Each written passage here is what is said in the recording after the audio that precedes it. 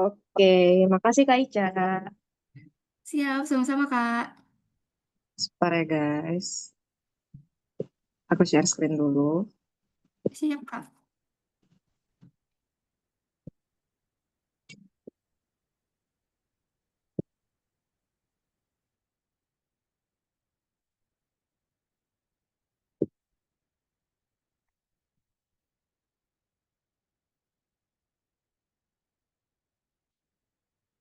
Nah, kali ini aku mau bahas eh, soal dari tryout OSNK 2026 ya, yang udah aku buat sebelumnya.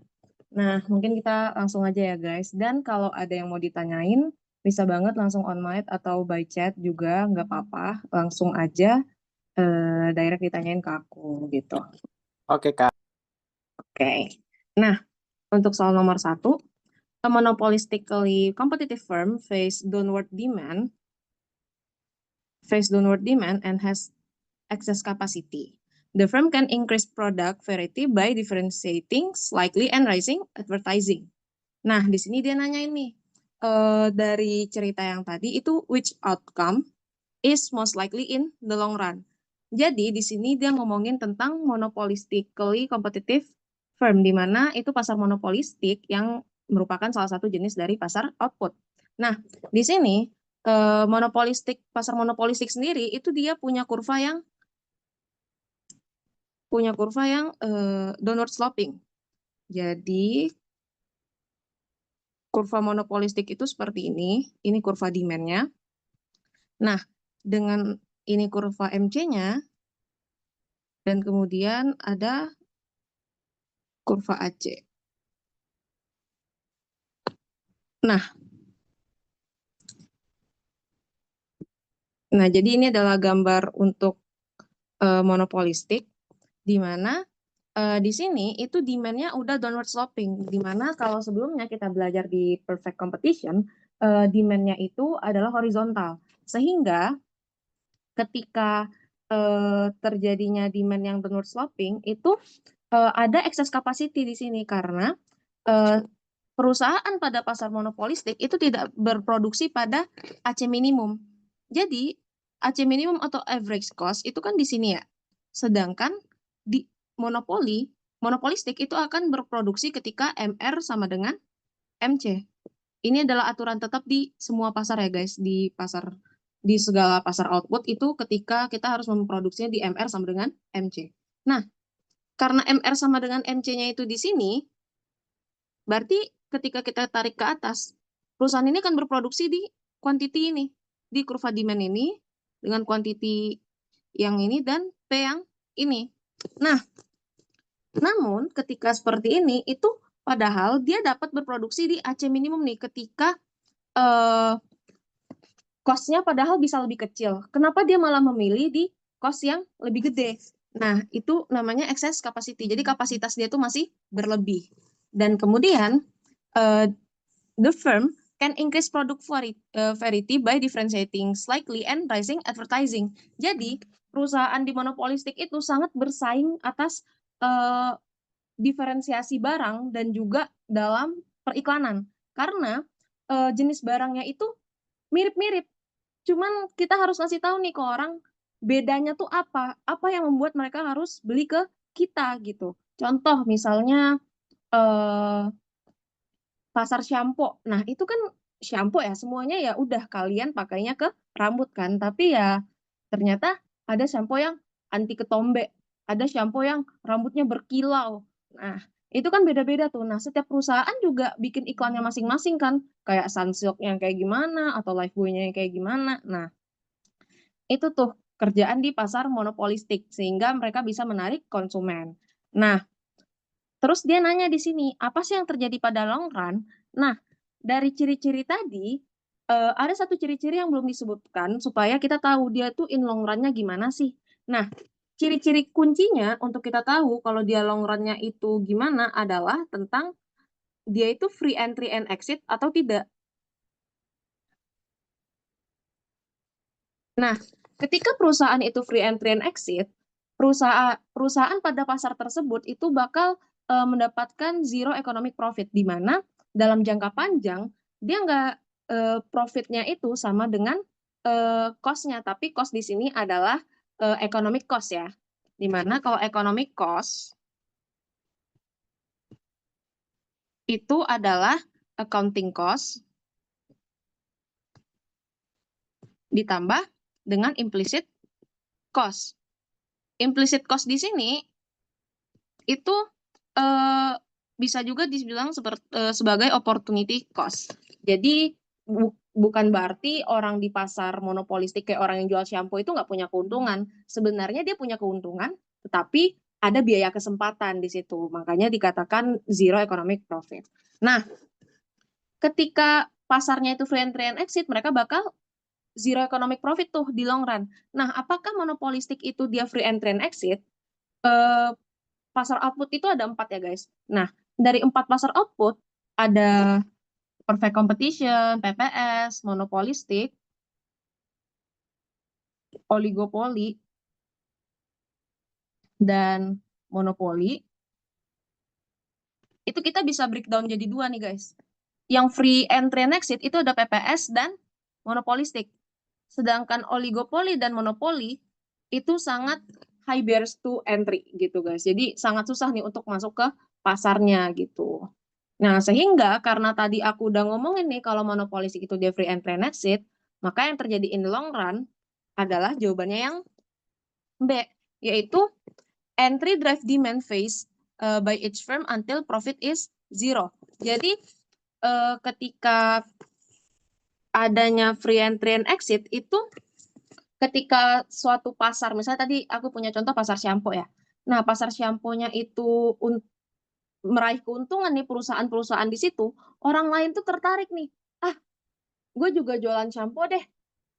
Shampoo agak ini ya contohnya. Mungkin aku bisa pakai contoh es kepal Milo deh. Es kepal Milo dulu awalnya yang jual tuh makin lama makin rame kan. Kenapa makin lama makin rame?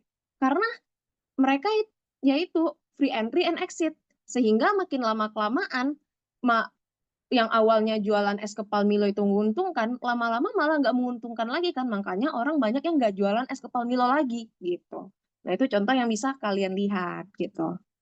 Nah, jadi jawabannya itu yang B, entry drive demand faced by each firm until profit is zero. Karena semakin banyak perusahaan yang masuk dalam pasar tersebut atau penjual yang masuk dalam pasar tersebut, maka kalian harus bagi-bagi demand-nya kan. Misalnya nih, ada 10 orang nih yang mau barangnya. Ketika awalnya 2 perusahaan, ya udah yang satunya 5, yang satunya lagi 5 gitu. Tapi kalau ada 4 perusahaan, berarti harus dibagi lagi dong kayak gitu. Makanya jadinya semakin kecil sehingga profit mereka lama-lama jadi zero. Kalau ada yang mau ditanyain bisa langsung aja ya guys. Oke, Nah, aku lanjut ke nomor 2. Nah, nomor 2 ini kita ngomongin tentang demand dan supply ketika ada tax. Nah, ini soalnya common banget keluar di OSK. Tahun ke tahun tuh selalu keluar biasanya soal kayak gini. Nah, yang pertama, mungkin kalian juga udah pernah belajar ya, bahkan di SMP itu pas kelas 8 aku belajar IPS tuh inget banget nih ada. Kalau kita ngomongin equilibrium pasar itu adalah ketika demand sama dengan supply. Nah, quantity demand sama dengan quantity supply nih. Di sini kita harus nyari quantity demand sama dengan quantity supply. Di mana di sini supply dan demand-nya udah diketahui. Tapi perbedaannya di sini adalah kita punya per unit tax atau pajak per unit.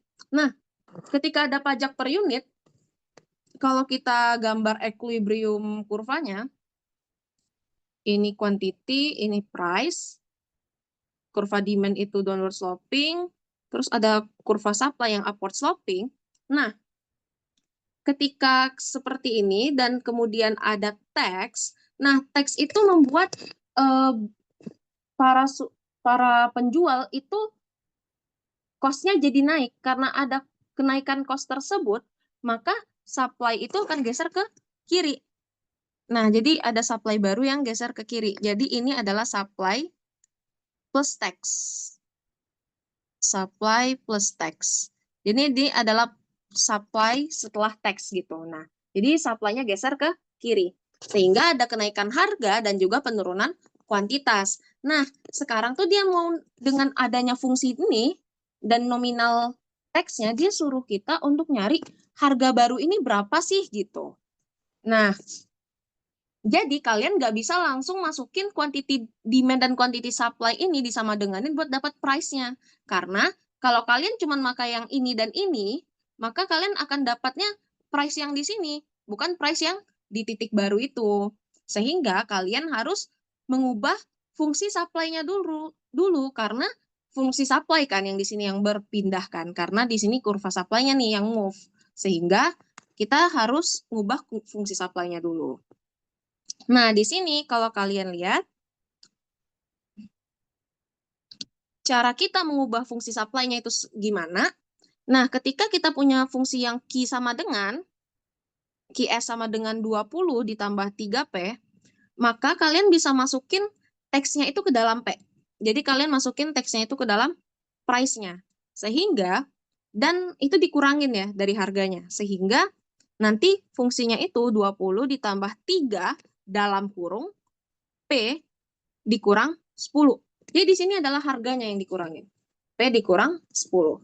Nah, kemudian berarti di sini kita tinggal matematikain aja, berarti 20 ditambah 3P dikurang 30.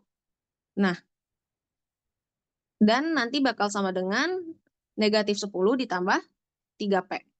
Nah, ini adalah QST. Aku biasanya bilangnya QST atau QS setelah pajak nih, QX yang ada teksnya.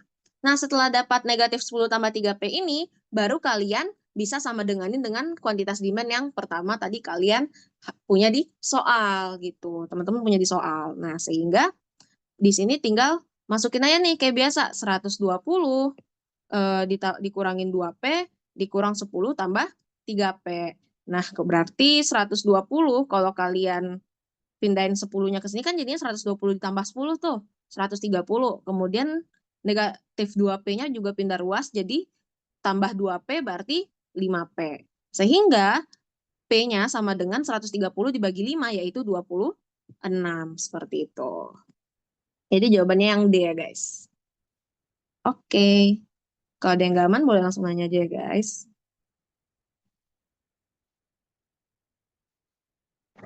Nah, next. Kita ke nomor 3. Nah, untuk nomor 3 ini materi yang mengenai literasi keuangan. Jadi mungkin aku bisa bilang literasi keuangan termasuk materi yang masih baru ya di OSN ekonomi, di mana itu baru mulai banget semenjak 2002, semenjak aku juga udah ada, tapi baru benar-benar menguasai OSK ekonomi itu ketika OSK 2024. Ketika OSK 2024 itu bahkan akuntansi udah hilang ya sampai sekarang. Nah, jadi mungkin kalian bisa mulai nyari-nyari bahan dan mulai melek gitu tentang literasi keuangan atau hal-hal lainnya tentang finance gitu karena bakal banyak ditanyain yang umum-umum tuh yang bahkan ilmunya kalian bisa dapatin dengan nonton TikTok atau apa gitu tentang investasi dan bla bla bla gitu. Nah, itu sekedar tips aja guys. Nah, kita balik ke soal.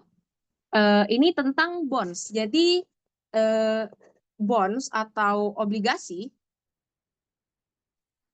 itu tipe menjualnya itu ada ketika dia di primary market, ada di secondary market. Primary market itu kapan, Kak? Primary market itu ketika pertama kali bonds itu diluncurkan, mereka dijual nih ke pasar. Kayak kalau kalian tahu saham itu di IPO. Nah, kayak gitu juga bonds juga ada yang seperti itu gitu. Yang pertama kali membeli bonds tersebut gitu. Nah, setelah itu baru kita bisa memperjualbelikan bonds itu antar sesama orang lain gitu dengan orang lain gitu kayak perpindah tanganan bondnya. Nah kayak gitu.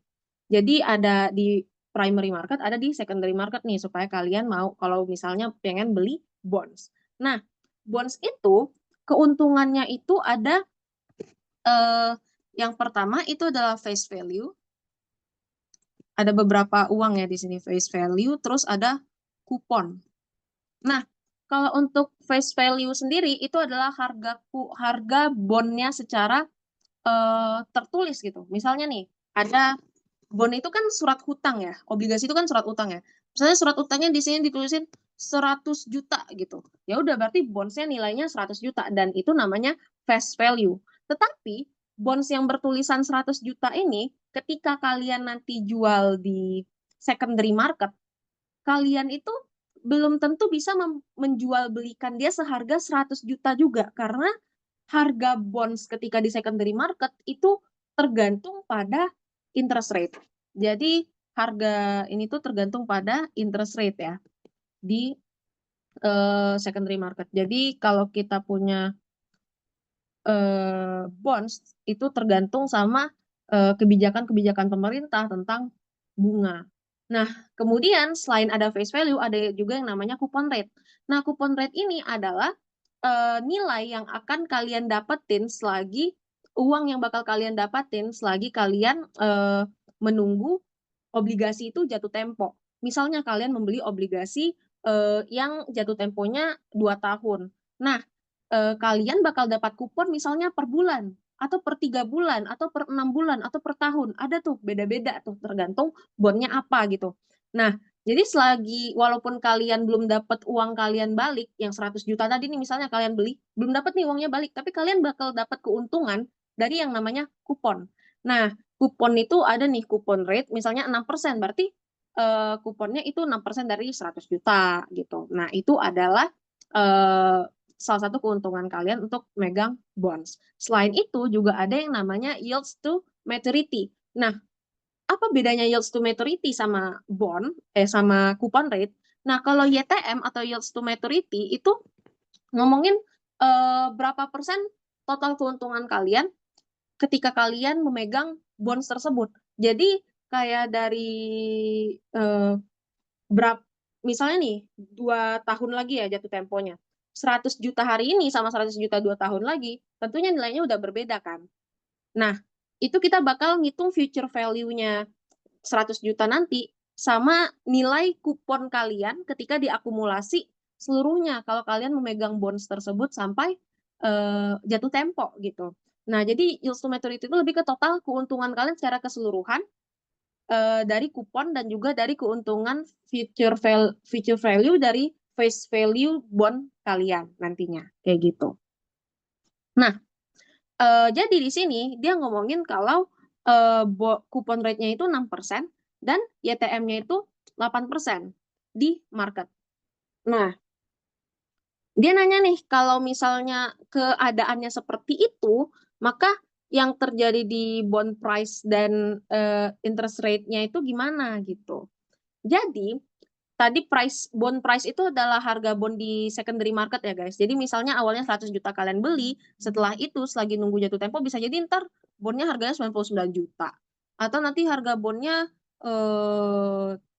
tiba-tiba jadi 101 juta gitu. Jadi bisa ganti-ganti gitu. Depends tadi sama interest rate kan.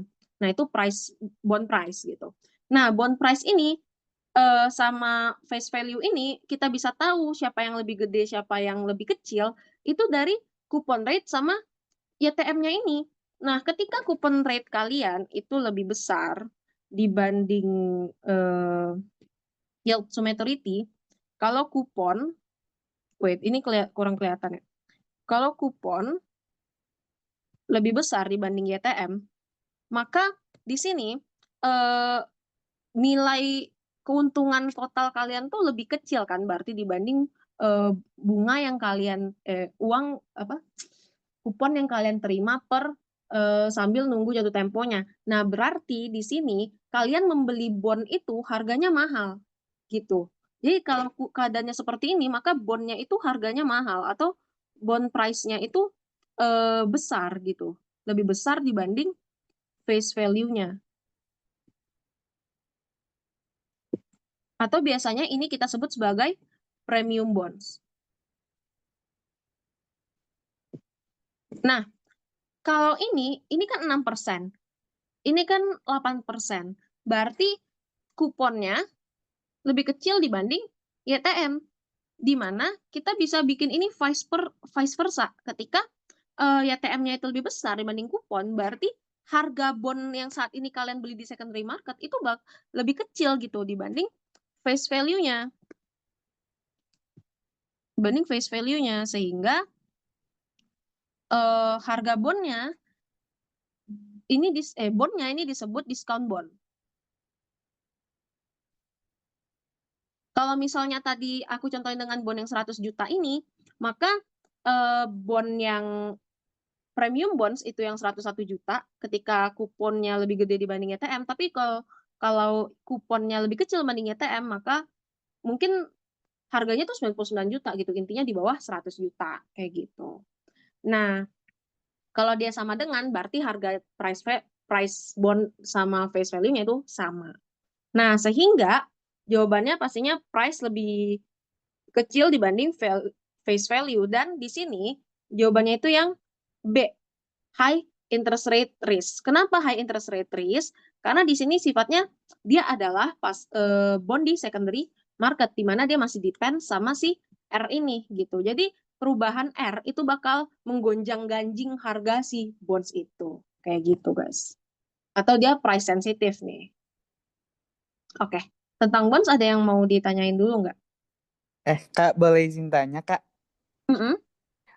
Kupon itu tadi apa ya, Kak? Lupa, Kak. Oke.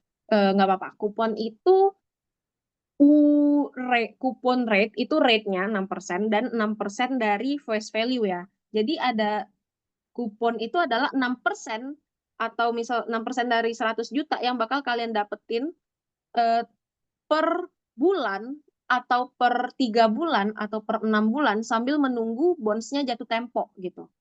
Jadi Oh, gitu. kayak, nah Ya. iya, jadi kalau kalian beli bonds itu kalian bakal, walaupun bonds kalian tuh belum dibayarkan kembali nih 100 juta kalian, tapi kalian selama menunggu 100 juta itu dibalikin, kalian dapat duit nih, baik per bulan atau per 3 bulan tergantung dari kebijakan bondsnya kayak gitu. Aman? Oh, oke, Kak. Paham, Kak. Oke. Kasih ya, Kak. Oke, iya sama-sama. Ada lagi yang mau nanya?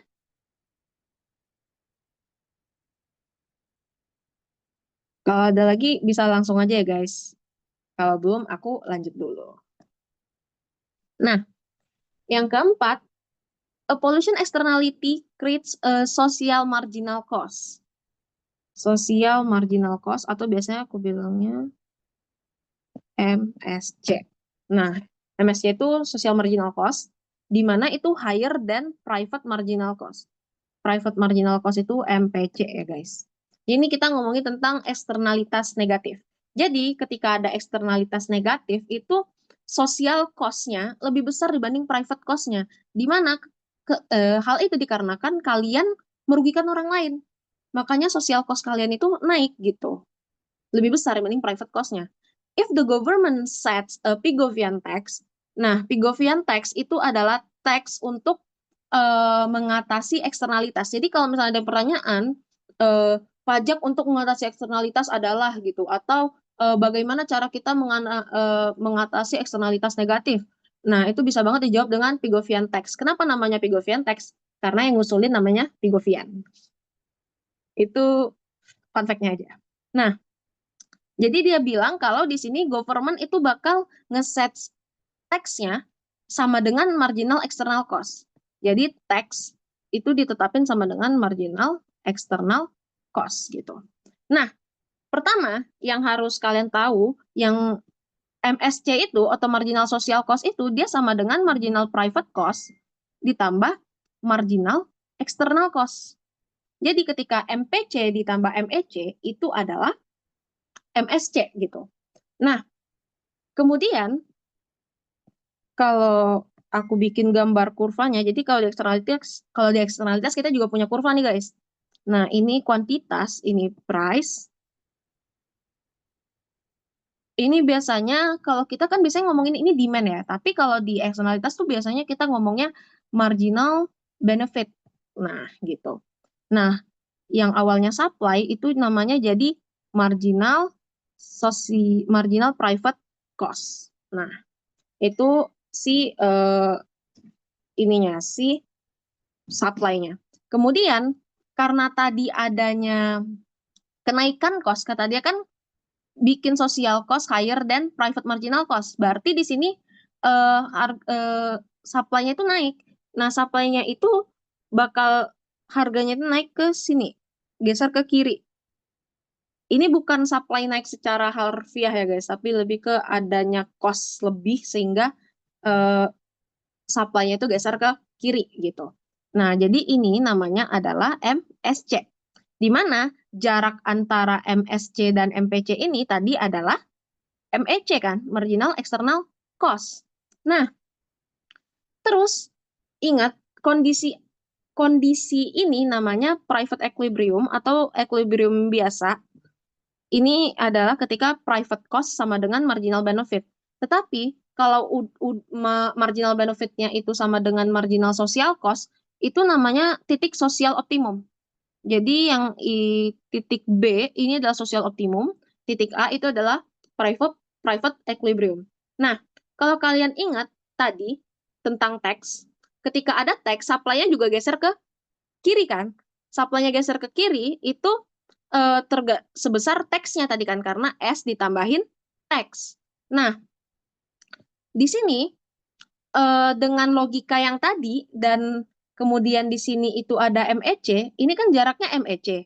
Kalau yang tadi jaraknya tax, berarti perpindahannya ini ketika tax yang nanti dikenain si government itu bakal sama dengan MEC, apa yang terjadi?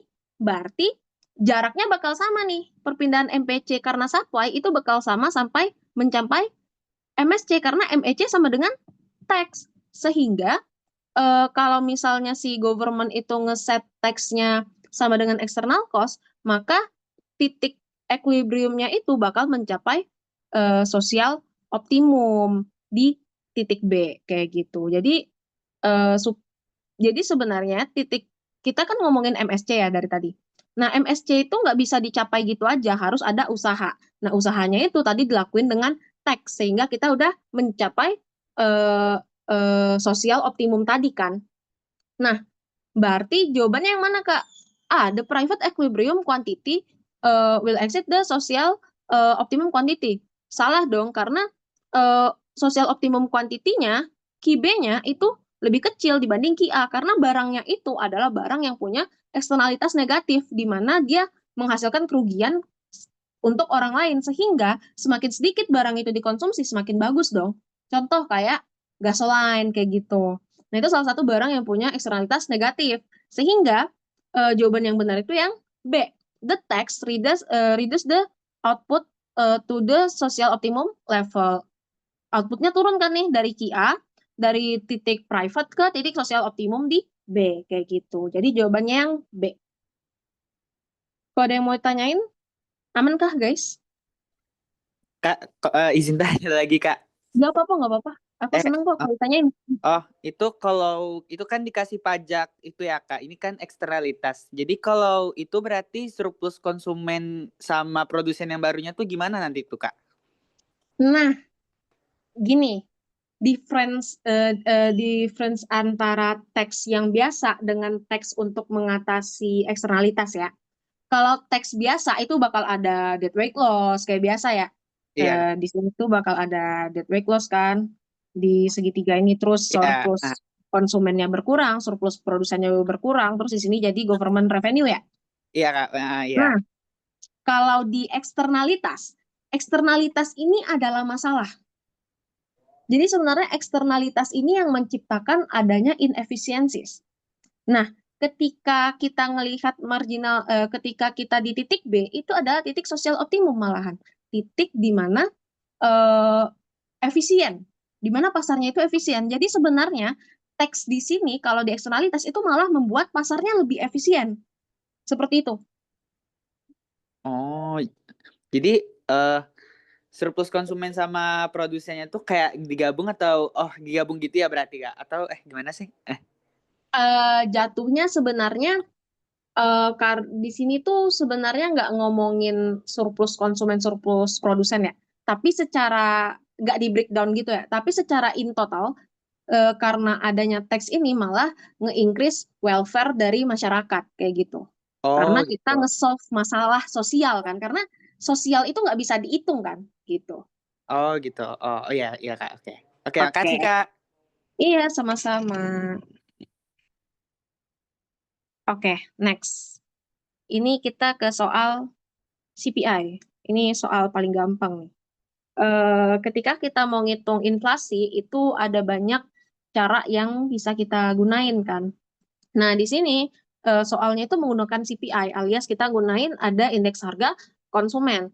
Nah, kalau kalian mau ngitung inflasi pakai indeks harga konsumen itu gampang banget. Tinggal CPI, sorry, aku nggak suka warna hitam. CPI tahun T dikurangin CPI tahun T-1 per CPI T-1 dikali 100 untuk persentasenya. Nah, berarti di sini karena CPI-nya udah ada, sebenarnya yang lumayan ribet itu nyari indeks ya, nyari harga indeksnya berapa. Tapi kalau indeksnya udah ada, kalian gampang banget nih untuk ngitung inflasinya. Nah, tinggal 206 dikurang 200 per 200 nih, dikali 100. Sama dengan 6, berarti 206 dikurang 200 kan 6 ya. Terus 6 dibagi 200 itu 6 dibagi 200 itu 0,03. 0,03 dikaliin 100 maka hasilnya adalah 3% kayak gitu. Maka jawabannya yang A. Kalau misalnya ada yang nggak aman, bisa langsung selah aja ya guys, nggak apa-apa. Nah, kayak gitu ya guys. Next, kita ngomongin labor market.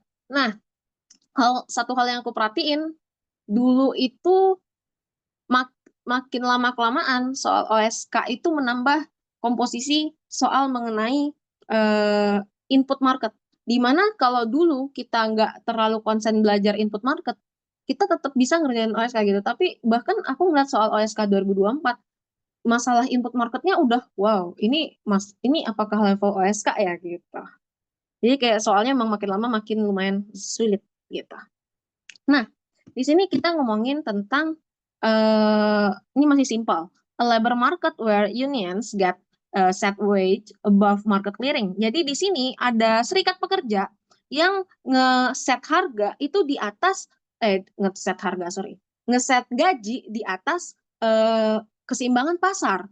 Jadi misalnya nih, aku punya pasar tenaga kerja. Kalau pasar tenaga kerja berarti di sini kuantitasnya itu adalah labor kan. Terus harganya tenaga kerja tentunya wage. Terus ada demand tenaga kerja, demand labor, terus ada supply of labor nih. Nah, ketika nih kita di pasar tenaga kerja, ini kan equilibriumnya ya, ketika supply sama dengan demand ya. Ini equilibriumnya. Namun, ada nih orang yang bilang, saya maunya gajinya di sini, kata dia. Saya maunya gajinya di sini nih, misalnya dia maunya gajinya di sini. Ingat ya, kalau di pasar tenaga kerja, kita atau household atau rumah tangga itu adalah input, adalah supplier. Sedangkan perusahaan atau firm di pasar tenaga kerja adalah orang yang punya demand-nya. Nah, ketika keadaannya seperti ini, dan dia minta gaji yang lebih tinggi, misalkan aja nih aku gambar garis putus-putus di, misalnya nih di W1, ini W bintang ya. Nah, misalnya dia minta gaji di W1. Nah, ketika dia minta gaji di W1 ini, maka secara supply, kuantitas supply-nya di sini, sedangkan kuantitas demand-nya di sini, alias kuantitas supply-nya lebih besar dibanding kuantitas demand. Berarti orang yang mau kerja lebih banyak dibandingkan orang yang dibutuhkan oleh perusahaan untuk bekerja. Sehingga kalau misalnya orang yang mau kerjanya banyak tapi yang mau diserap perusahaan dikit, maka hal ini menyebabkan adanya adanya unemployment atau surplus of labor gitu. Di jawabannya yang C.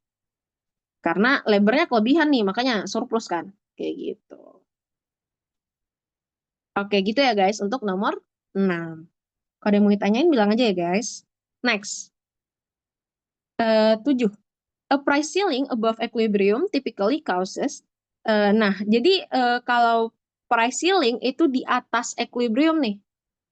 Nah, sebelumnya kalau kalian misalnya belum tahu price ceiling sendiri itu adalah harga atap.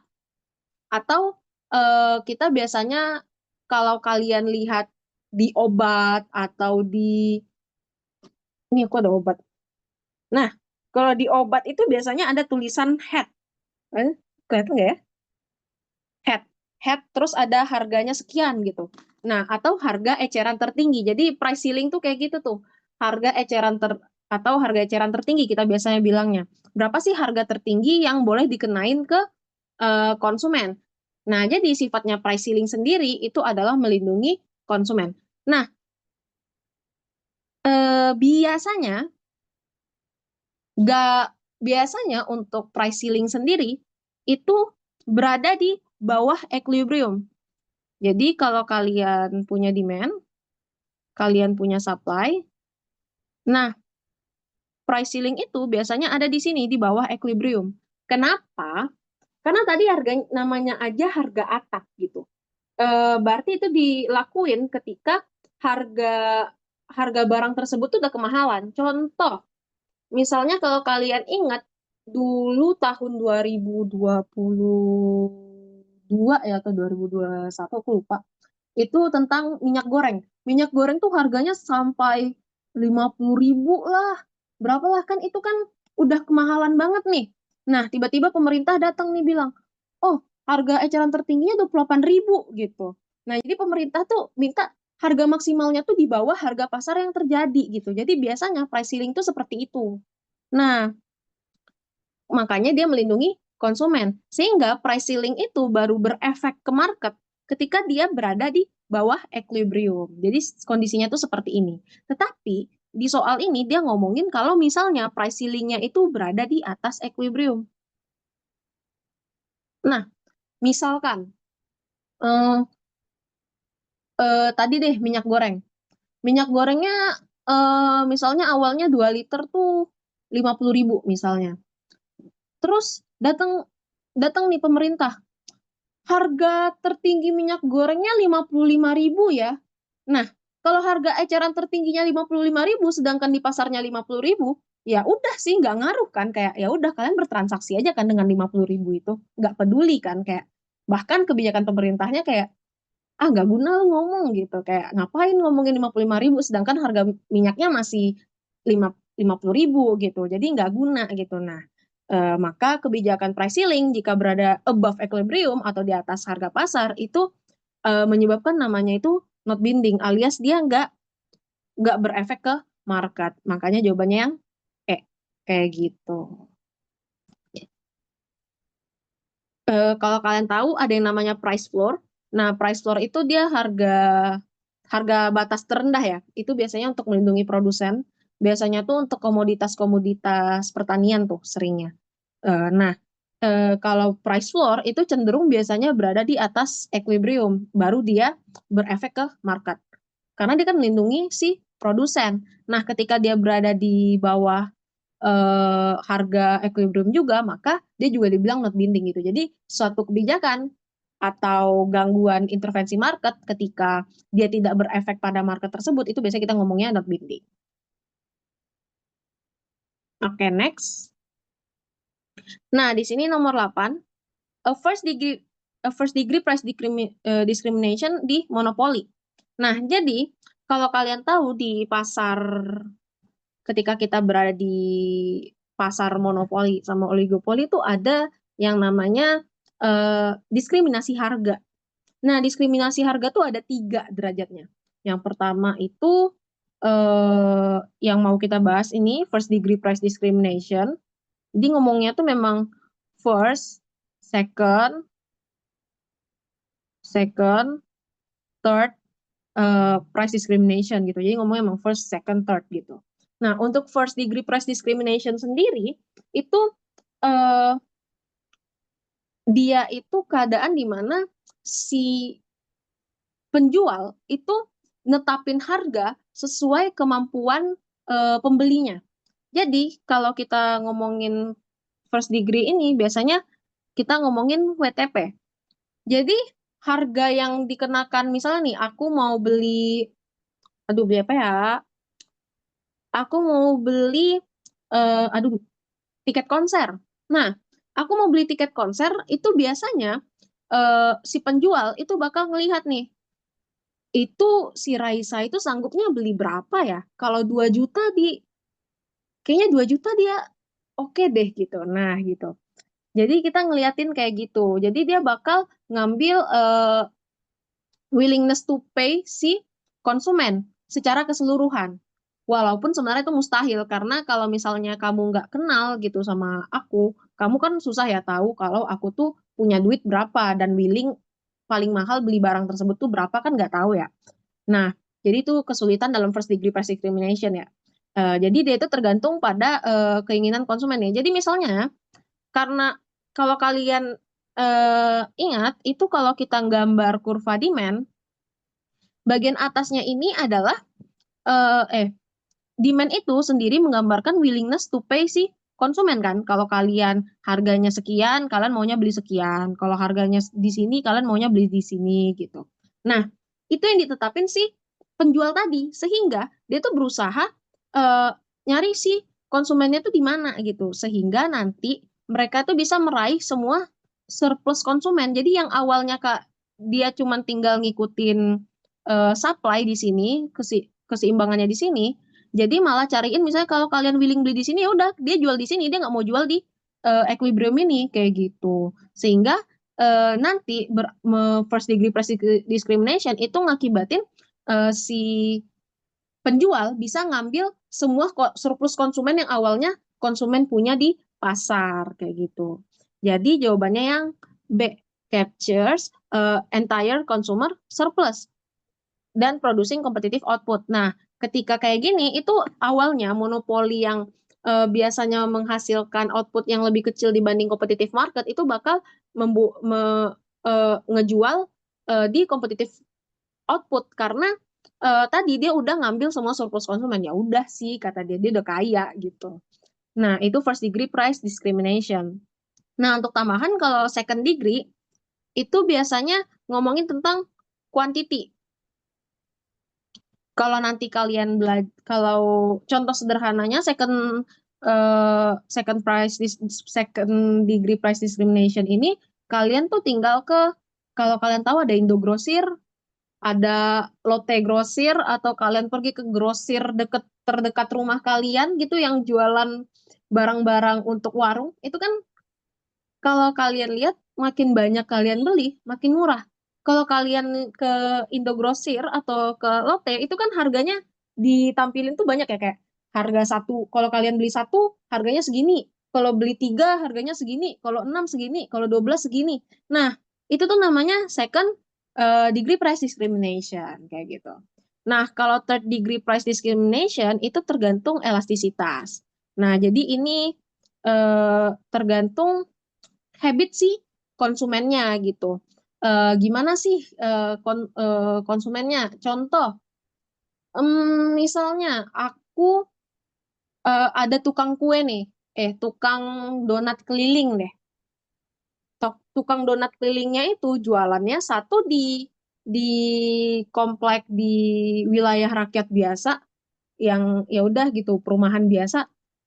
Yang satu eh, yang satu lagi itu jualan di ini di klaster mahal misalnya apa orang-orang yang tinggal di situ klaster mahal gitu yang rumahnya gede-gede lah apalah gitu.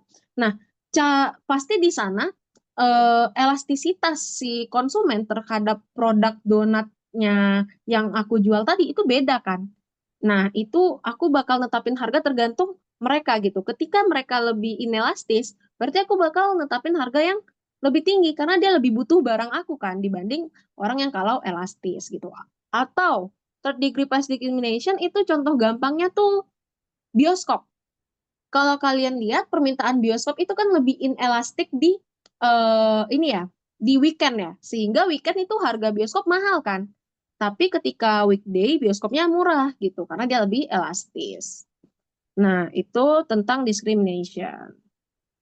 Nah, next yang nomor 9. By the way, ini kalau ada yang mau nanya, bisa banget ya guys.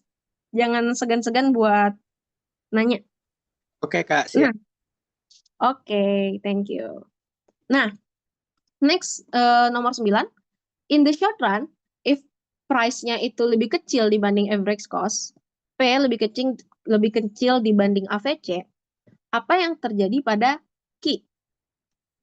Apa yang terjadi pada pasarnya. Nah, pertama yang mau aku kenalin di sini, kita ada yang namanya shutdown. Jadi di sini tuh jawabannya udah kelihatan ya, shutdown. Apa sih maksud dari shutdown? Shutdown itu adalah keadaan ketika kalian itu berhenti sementara untuk berproduksi. Jadi, mana ya nyebutnya? Aku gambarin kurvanya dulu sebentar. Ini aku gambar kurva competitive market ya, di mana demand-nya itu horizontal kan. Nah, ini ada MC, marginal cost, kemudian aku punya AVC-nya di sini, terus aku juga punya AVC satu lagi deh. Ini AVC 1, AVC, ini AVC satu lagi. Ini untuk gambaran aja ya guys, kalau ini AVC 1, ini AVC 2. Ketika keadaan 1, itu AVC-nya lebih besar dibanding price. Sedangkan untuk yang kedua, AVC-nya lebih kecil dibanding price. Nah, oke, gini. Ketika penjual bakso keliling itu mempertimbangkan lanjut menjual baksonya atau tidak, mereka pasti ngelihat dari keuntungan harian mereka. Ketika mereka mau bikin bakso di keesokan harinya, apakah uang mereka itu cukup gitu. Jadi misalnya nih, aku udah selesai nih jualan malam ini nih. Aku penjual bakso keliling nih tiba-tiba. Aku udah selesai jualan. Nah, aku lihat, oh, uangnya nutup nih sama modal aku tadi pagi pas beli sayur, pas beli mie, pas beli dagingnya gitu. Nutup nih biayanya. Nah, ya udah, aku lanjut aja jualannya gitu. Masih aku nggak minus gitu. Kan di mata aku kan seperti itu ya. Nah, itu adalah perilaku yang sama di AVC dan price itu. Ketika kalian lihat penghasilan harian kalian di akhir, nah kalian tuh bandingin dengan variable cost kalian, alias berapa sih modal yang kalian keluarin gitu. Nah, tapi variable cost ini kan sebenarnya cuman bahan baku ya. Dia nggak ngitung tentang tadi aku penjual bakso. Aku nggak ngitung kalau biaya beli panci bakso aku berapa, aku nggak tahu. Nggak aku hitung gitu. Terus biaya gerobak aku nggak ngitung gitu. Ini gerobak modalnya berapa gitu. Aku kan nggak ngitung. Yang aku pertimbangkan kan besok mau jualan apa enggak, apakah nutup atau enggak kan biaya bahan bakunya. Nah, itu yang dilihat di sini gitu. Nah, ketika AVC atau harga bahan bakunya itu masih lebih kecil dibanding price-nya, maka kita akan lanjut terus kan jualan. Berarti ini jualan masih bisa gitu. Tapi kalau misalnya tadi misalnya kalian sebelum pergi jualan bakso, kalian pergi ke pasar belanja pagi-pagi, modalnya 500.000. Nyampe-nyampe balik, kalian udah selesai jualan malam, omsetnya cuma 200.000, nggak nutup dong gitu. Nah, jadi itulah yang membuat AVC ketika dia lebih besar dibanding P, maka kita memilih untuk shutdown in short run to minimize loss gitu. Jadi di sini dia bakal berhenti sementara dulu untuk jualan gitu. Kan gerobak baksonya masih ada nih, dia bisa aja nyoba jualan lagi gitu di lain waktu seperti itu. Nah, itu masalah shutdown. Next, nomor 10. Nah, di sini ngomongin Lorenz curve. Jadi mungkin aku langsung nembak aja ini tentang masalah inequality alias tentang masalah ketimpangan. Nah, ketimpangan kalau kita belajar itu kita punya dua parameter. Yang pertama kita bisa pakai Lorenz curve, yang kedua kita bisa pakai Gini ratio atau Gini coefficient. Nah, Lorenz curve itu gambarnya itu kayak gini nih kalau aku gambarin. Jadi dia petak gini guys. Maaf kalau tidak presisi. Terus nanti ada gambar garis 45 derajat. Nah, Lorenz curve itu kayak gini nih. Nah, nanti ada yang melengkung di sini. Kalau kalian lihat, semakin melengkung Lorenz curve-nya ini, semakin melengkung gambarnya, maka semakin besar ketimpangan dari negara tersebut nih. Jadi kalau ini tuh lebih besar ketimpangannya dibanding ini gitu. Dibanding gambar yang satu lagi nih yang lebih mepet ke garis 45 derajat. Jadi semakin dekat lengkungannya itu atau bahkan sampai menimpa garis 45 derajat itu, maka itu adalah kondisi di mana negaranya itu tidak timpang gitu. Dia makin dekat tuh ketimpangannya makin kurang gitu. Tetapi kalau dia makin gede, maka ketimpangannya makin gede juga. Nah, selain melalui itu bisa juga digambarin dengan Gini koefisien. Nah, Gini koefisien itu adalah koefisien di mana dia itu antara 0 sampai 1. Nah, ketika dia semakin kecil, semakin mendekati 0, maka ketimpangannya itu semakin rendah. Ketika dia semakin besar, mendekati 1, maka ketimpangannya semakin tinggi. Nah, berarti kalau misalnya di sini ceritanya gambar Lorentz curve-nya itu closer atau dekat dengan garis 45 derajatnya, berarti kan makin dekat nih. Kalau makin dekat kan tadi berarti dia punya inequality makin rendah kan. Nah, kalau inequality-nya makin rendah berarti Gini koefisiennya itu bakal lebih kecil kayak gitu. Berarti jawabannya yang B ya. Jadi lower inequality kayak gitu. Oke, aku lanjut ya. Nah, next.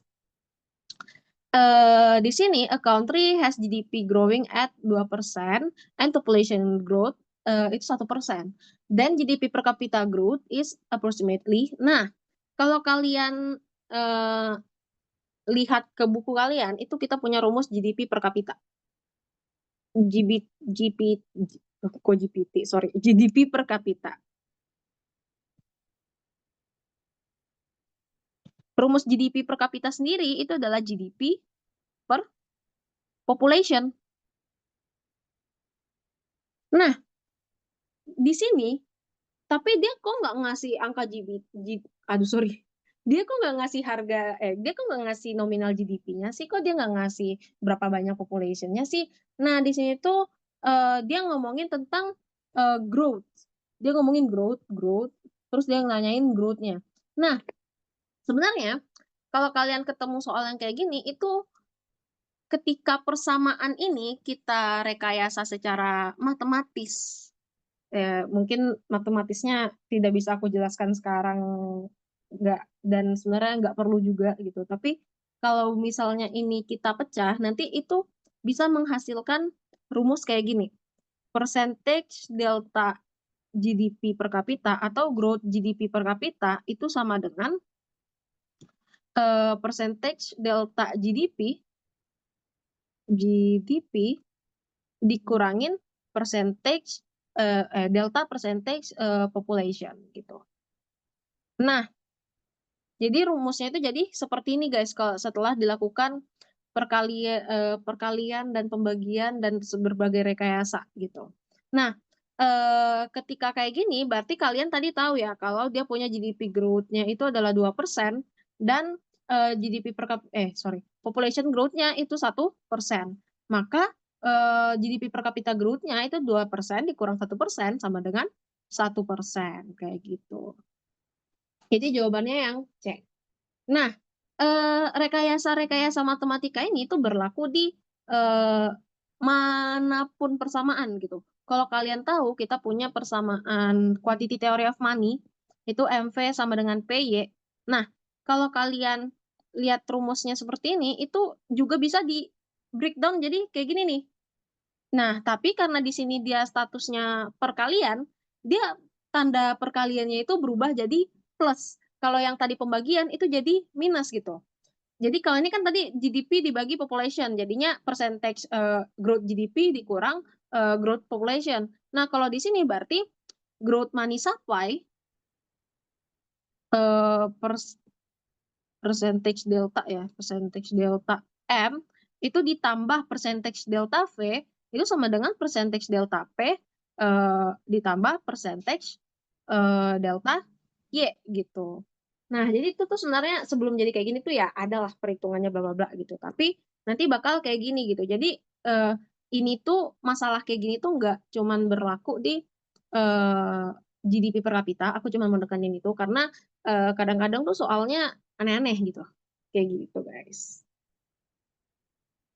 Kalau ada yang mau ditanyain, langsung aja ya, guys. Kalau belum, aku lanjut dulu. Kalau misalnya tadi nih, aku udah nyampe nomor 12 nih sekarang. Kak, sorry aku bingung deh nomor 10 tadi. Nggak apa-apa ya, guys. Bisa banget kita diskusi aja di sini. Oke, next. Aku lanjut ke nomor 12. If reserve requirement is 10% and fed by 100 million in securities, the maximum potential increase in money supply is. Nah, jadi ini tentang monetary policy ya. Kalau kalian tahu monetary policy salah satunya itu adalah buy securities atau beli surat berharga ya oleh bank sentral atau di sini ceritanya ada the Fed. Nah, di sini untuk nentuin berapa banyak growth money perubahan money supply yang terjadi itu kita bisa cari dengan ada yang namanya money multiplier. Nah, money multiplier itu adalah 1 per RRR atau 1 per reserve requirement ratio, di mana di sini reserve requirement ratio-nya adalah 10%, berarti 1 per 10%, di mana 1 per 10% adalah 1 dibagi 0,1. Berarti 1 dibagi 0,1 itu adalah 10. Nah, money multiplier-nya nih udah ketemu 10. Berarti tinggal kita kaliin nih dari 100 million. Jadi ketika the Fed itu menambah uang beredar itu 100 million, berapa sih sebenarnya uang beredar yang bakal nambah di pasar gitu.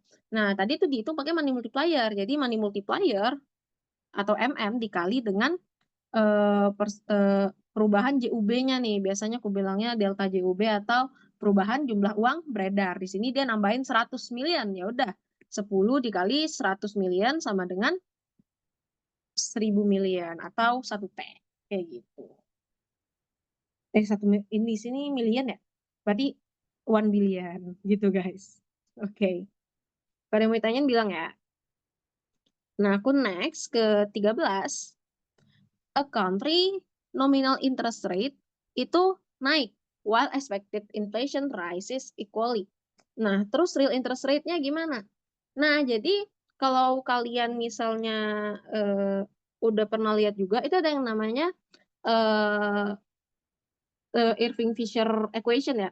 Irving-Fisher ini ngomongin tentang hubungan nominal interest rate dan real interest rate, di mana nominal interest rate sendiri itu adalah real interest rate ditambahkan inflasi. Nah, kayak gitu. Jadi, Irving-Fisher bilang kalau nominal interest rate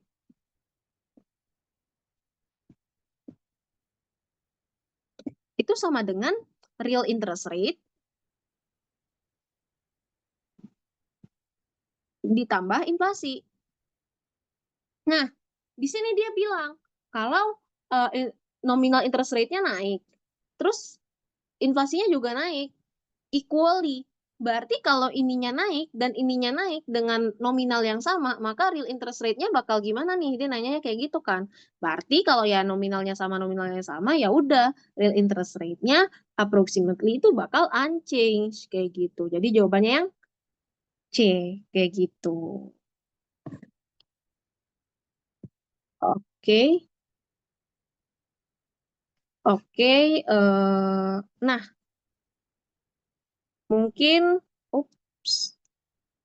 mungkin nih pembahasan terakhir kita hari ini ya mungkin guys, tentang comparative advantage. Nah, comparative advantage itu ngomongin tentang, kalau kalian tahu tuh ada 2 teori perdagangan internasional yang paling terkenal, cuman ya banyak sih tapi 2 nih yang paling terkenal, ada dari bapak kita, dari Adam Smith dan kemudian ada juga dari si David Ricardo. Nah, awalnya Adam Smith itu ngomongin tentang absolute advantage kalau kalau negara itu cuma bisa berdagang ketika mereka punya keunggulan yang absolut di salah satu resource gitu, di salah satu sumber daya gitu. Misalnya itu contoh aja ya ini. Misalnya kita ekspor rempah-rempah, terus balasannya kita dapat misalnya apa ya yang dari luar negeri ya, mobil EV misalnya kayak gitu.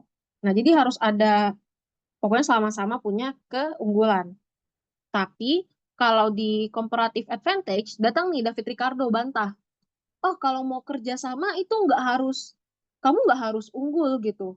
Kayak Indonesia bisa aja kerja sama sama US walaupun US tetap unggul di semua barang gitu misalnya, atau Indonesia tetap bisa kerja sama sama Cina gitu walaupun Cina tetap lebih unggul di semua barang. Semuanya tuh tergantung apa? Semuanya tuh tergantung opportunity cost. Jadi si David Ricardo tuh ngebahas tentang opportunity cost di mana kalau ketika kita mau mempertimbangkan berdagang atau tidak dengan suatu negara, kalian tinggal melihat negara siapa sih, negara mana sih yang lebih efisien untuk menghasilkan barang tersebut gitu. Jadi di sini hitungannya itu adalah efisiensi dan opportunity cost-nya seperti itu. Maka jawabannya yang B kayak gitu. Mungkin aku tambah satu soal lagi, tanggung.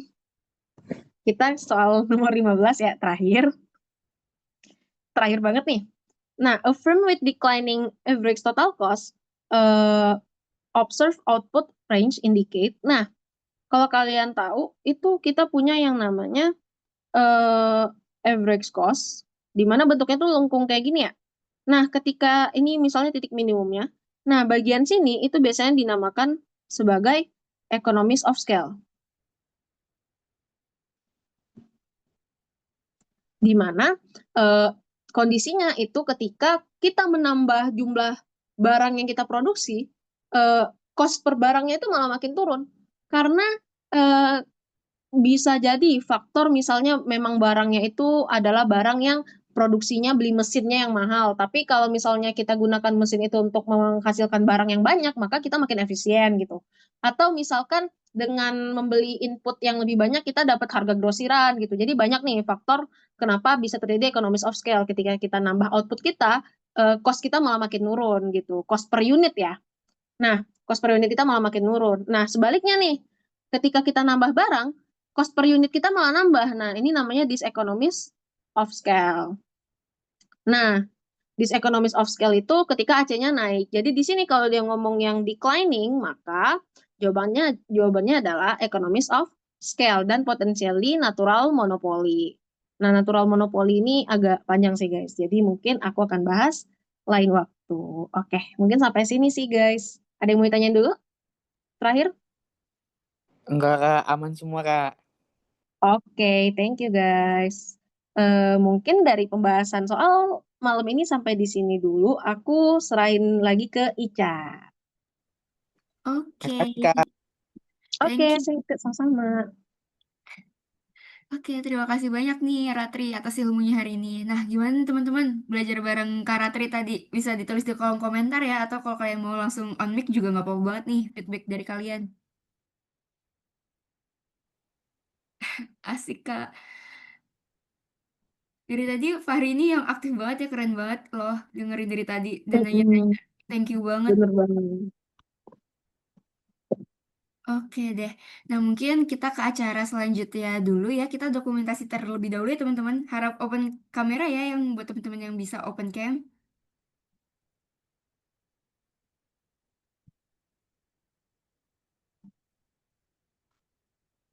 Yuk, Fahri bisa gak di on cam? Oke. Ayo, ada siapa lagi nih? Ada Vio, Clara, Vanessa. Ayo guys, kita foto bareng. Benar. Oh, Andika ada on cam ya. Tadi dia pakai avatar.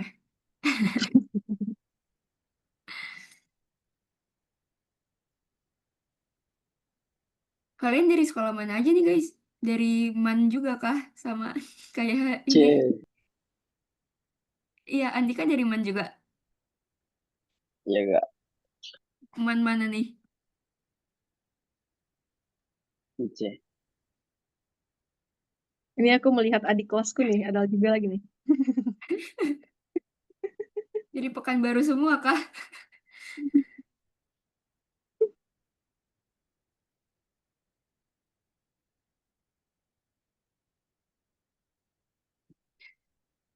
Oke, mungkin aku tunggu sampai 1 menit lagi ya guys, 20:17. Habis itu kita mulai sesi dokumentasinya.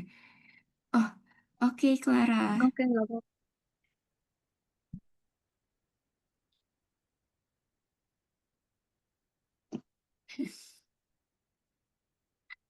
Andika, kamu mau kemana Andika? Jalan-jalan. Habis screen Mencari Kak. cahaya. Oh, oke oke.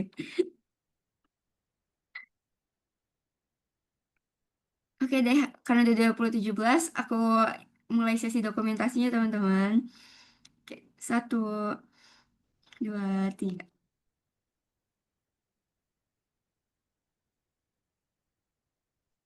Oke, yang belum on cam yuk, masih bisa. Nah, 3 ya, 1, 2.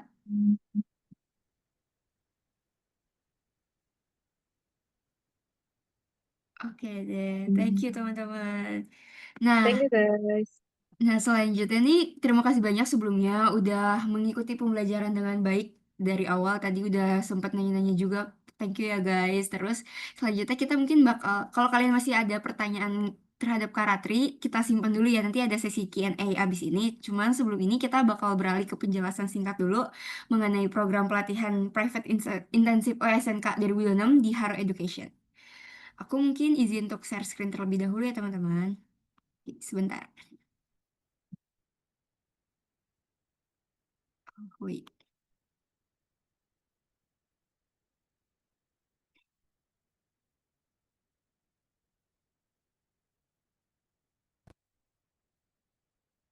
Screen aku udah terlihat belum ya?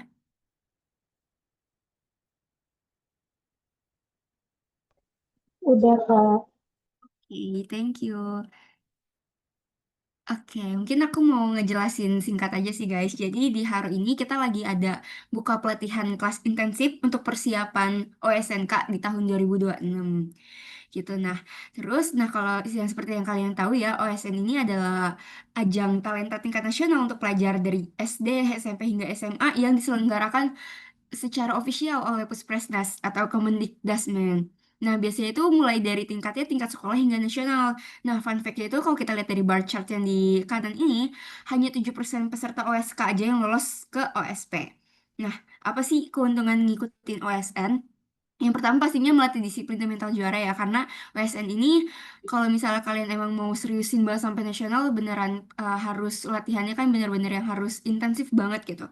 Nah terus yang kedua adalah sertifikat ini diakui nasional dan internasional. Jadi kalau misalnya kalian mau misal dapat jalur undangan SNBP gitu, nah kalian bisa banget nge-insert sertifikat OSN ini untuk SNBP tersebut gitu. Nah kalau internasional juga setahu aku bisa, kalau kalian buat portofolio kalian tuh bisa banget. Nah, terus juga di sini tuh membuka peluang beasiswa seperti BIM atau beasiswa Indonesia Maju dan juga BPI atau beasiswa prestasi Indonesia. Nah, yang pastinya juga meningkatkan peluang diterima sekolah unggulan ya, teman-teman. Oke, dan universitas terbaik baik di dalam negeri maupun luar negeri. Sama juga memperluas relasi sesama siswa berprestasi karena biasanya kalau di Fasilkom UI sendiri itu tuh anak-anak OSN-nya ada kayak komunitas sendirinya juga gitu dan ada beasiswa khusus untuk anak-anak OSN juga. Jadi beneran banyak banget guys manfaat benefitnya kalau kalian jadi juara OSN ini. Oke, selanjutnya. Nah, penjelasan program kita. Nah, kita tuh pendaftaran kita itu bakal ditutup di akhir Oktober ini. Oktober ini kalau nggak salah sampai tanggal 30 atau 31 ya. Wait, aku cek dulu. Tanggal 31. Jadi, pendaftaran bakal kita tutup paling akhir itu untuk kelas intensif kelas ini di tanggal 31 Oktober. Nah, mulainya itu di tanggal 1 November sampai berakhirnya itu saat post-test yaitu 14 Maret 2026. Jadi selama 5 bulan pelajaran. Nah, program ini emang kita rancang untuk menyiapkan siswa menghadapi OSK tahun 2026 dan pastinya dengan materi yang terstruktur dan juga bimbingan dari tutor expert peraih medali OSN. Kalau fasilitasnya sendiri, kita tentunya aja ada jadwal belajar yang teratur, ada rekamannya juga, ada PDF materi, dan pretest post-test seperti yang kalian lihat di jadwal ini. Kemudian kita juga ada asesmen test dari soal resmi ASSK dari tahun-tahun sebelumnya. Nah, teman-teman juga selain itu bisa bertanya di luar jam, misalkan kita tuh setiap program itu kelasnya itu di setiap hari Minggu ya teman-teman. Nah, jadi setiap di luar hari Minggu itu kalian tetap bisa bertanya ke tutor yang bersangkutan terkait materi pelajaran tersebut. Oke, nah ini adalah profil tutor pelatihan OSN Haro, di mana hampir semuanya tuh udah pernah dapat medali OSN gitu. Nah, terutama kalau yang ekonomi kita bakal diajar oleh Kak Ratri lagi nih. Beliau ini kalau sebelumnya tadi ada yang telat join, beliau ini medali perak OSN Ekonomi tahun 2022 teman-teman. Dan saat ini sedang menempuh ilmu ekonomi di Universitas Indonesia.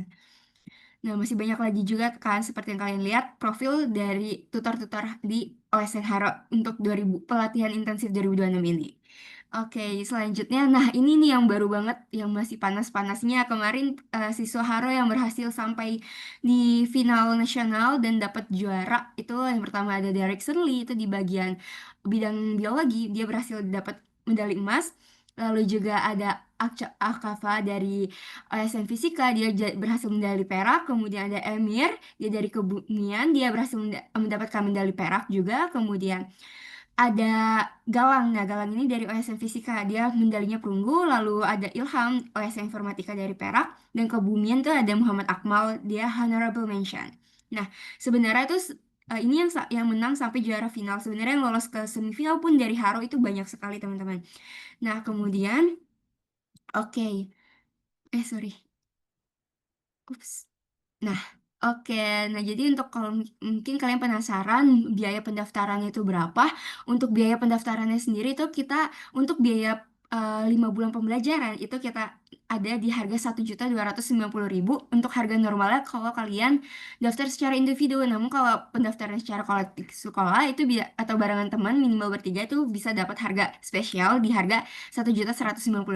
Nah, tapi karena kalian sudah join live class ini kita ada ini lagi nih, ada harga khususnya lagi, hanya berlakunya sampai besok malam pukul 23.59. Jadi kalau kalian daftar sampai besok malam maksimal pukul 23.59, kalian bisa banget dapat harga pendaftaran di harga 990.000. Dan ini berlakunya hanya 1 hari aja ya teman-teman. Dan untuk pendaftarannya kalian bisa langsung hubungi Karini di nomor yang tertera berikut. Sama jangan lupa menyertakan kode unik di ini ya, live class Haro ini untuk mendapatkan ngeklaim promo harga yang spesial ini 950.000. Nah, di kanan bawah ini kita ada testimoni sendiri nih ya. Jadi 95% peserta pelatihan ini merasa fasilitas yang diberikan oleh Haro itu udah memadai ya, mulai dari proses pembelajaran, rekaman materi, asesmen tes, hingga leaderboardnya. Terus lebih dari 70% juga merasa materi yang diajarkan relevan dengan kebutuhan belajar untuk menghadapi OSN. Kemudian 100% siswa yang ikut Haro itu merasa terbantu setelah mengikuti pelatihan intensif OSN Haro Education. Nah, ini bisa kalian baca sendiri, ada testimoni dari murid-murid Haro. Oke, mungkin selanjutnya udah itu aja. Oke deh, terima kasih teman-teman. Nah, kalau kalian mau mendaftar mungkin bisa langsung hubungi Karini di nomor berikut ya teman-teman. Oke deh, mungkin penjelasan dari aku terkait